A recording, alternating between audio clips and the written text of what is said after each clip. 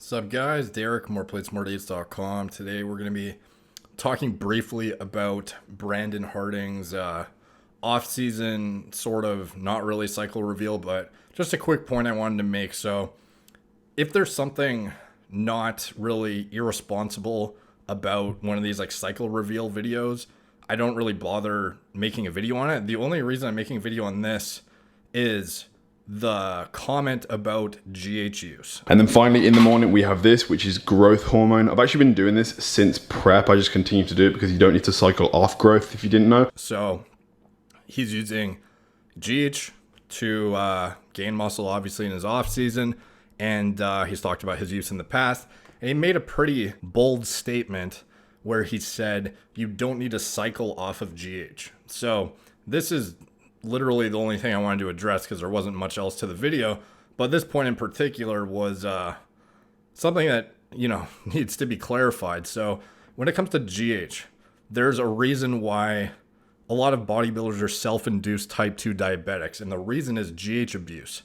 When you're pounding carbohydrates like a stupid amount consistently on a daily basis, and in addition to that, pinning exogenous growth hormone, you're putting a significant amount of stress on your pancreas and your beta cells. And eventually, if you run chronically high IGF-1 levels, serum GH levels, you're going to eventually end up with some level of insulin resistance. So to say you never need to cycle off GH is like a completely ignorant and irresponsible statement. And whoever this guy's coach is, Brandon, if you have a coach and he's giving you this information, fire him because he sucks ass. Like, this is not good information to be giving a client. Oh yeah, don't worry about it. Just, you don't need to cycle off GH. Just run it forever.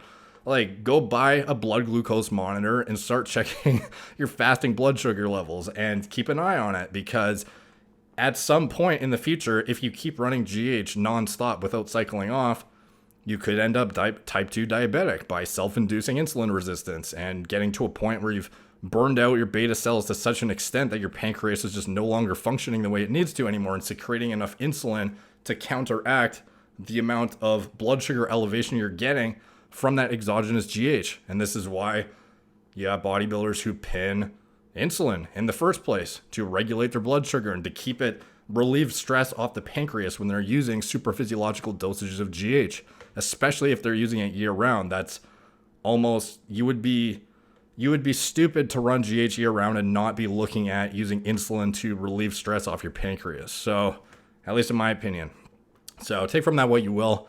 But I just want to make a quick comment because that's a pretty bold statement to make. And any one of his like several 100,000 people watching him, if they hear that statement, they just assume it's gospel because he's, these guys look up to him and they see his information as the correct information. So to make a statement like that, and to have all these, up and coming bodybuilders or whatever who look up to him thinking, oh, okay, well, I can just run GH forever then and not worry about it. Like, that's not how it works. Go buy a blood sugar monitor, keep an eye on things, and you're very likely going to need to cycle off your GH unless you're using a physiological amount that's super, super low and it's like anti-aging dosages.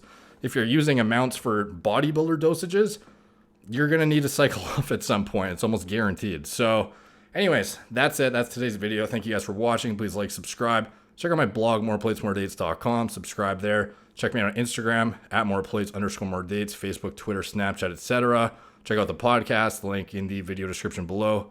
Talk to you guys soon.